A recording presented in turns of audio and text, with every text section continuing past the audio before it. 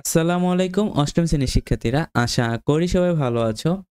এখন আমি তোমাদের সাথে তোমাদের ইংলিশ প্রশ্নটি নিয়ে আলোচনা করব। রবিবার যাদের ইংরেজি পরীক্ষা তারা এই ভিডিওটা দেখতে পারো। ভিডিওটা তোমাদের জন্যই, তোমরা দেখতে পারো। আর ভিডিওর মাঝখানে আমি তোমাদের সাথে একটা গুরুত্বপূর্ণ কথা শেয়ার করব, যেটা তোমাদের অবশ্যই সকলে জানা উচিত, তাই তোমরা ভিডিওটা সম্পূর্ণ দেখো। তোমরা সকলেই জানো যে তোমাদের প্রথমে কি আসবে। তোমাদের ইংরেজি পরীক্ষার প্রথমে আসবে একটা প্যাসেজ, যেটা বই থেকে দেখো এখানে, a little learning is a dangerous thing, there live a man in a village. ঠিক আছে, মানে একটা প্যাসেজ আসবে, তোমরা প্যাসেজটা ভালোভাবে পড়া সেখান থেকে কি কি অ্যান্সার করবা জানো? সেখান থেকে তোমরা এমসিকিউ অ্যান্সার করবা। কয়টা? 5টা। তোমরা যদি 5টা এমসিকিউ অ্যান্সার করতে পারো তাহলে তোমরা এখান থেকে 5 মার্ক পাবা। ঠিক আছে, এখান থেকে তোমরা 5 মার্ক পেয়ে যাবা। 5টা এমসিকিউ থেকে তোমরা 5 মার্ক পাবা। তারপর দেখো এখানে আছে প্রশ্নের উত্তর। তোমরা যদি এই প্রশ্নের উত্তরগুলো ইজিলি দিতে পারো তাহলে তোমরা এখান থেকে 10 মার্ক পাইবা। মানে একটা প্রশ্নের 2 করে 5টার জন্য 10 নাম্বার। এটা দেওয়ার পর তোমাদের 2 নাম্বার আসবে আরো একটি প্যাসেজ।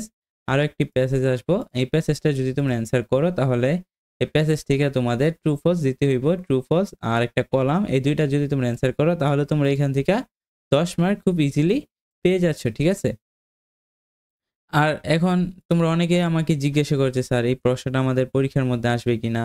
এটা আমি তোমাদের বলি, তোমাদের স্যাররা চাইলে এটার প্রশ্নগুলা চেঞ্জ করতে পারে, অথবা তাদের ইচ্ছা মতো তারা প্রশ্ন তৈরি করতে পারে। এটা যেহেতু একটি স্কুলের প্রশ্ন, তাই আমি ভাবলাম এটা তোমাদের সাথে শেয়ার করি, যাতে তোমাদের কিছু হলেও নমুনা হিসেবে অভিজ্ঞতা হয় আর তোমরা পরীক্ষার মধ্যে ভালো করতে পারো।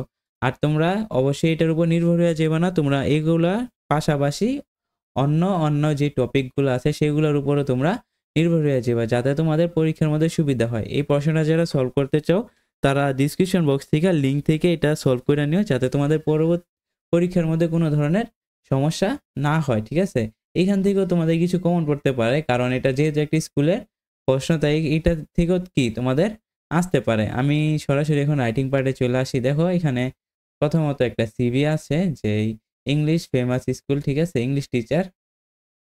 তারপর দেখো এখানে একটা আছে, যেই প্যারাগ্রাফ মানে বাংলাদেশ সম্পর্কে, মানে ট্রাফিক জ্যাম সম্পর্কে যে প্যারাগ্রাফটা আছে সেটা তোমাদের লিখতে হইব।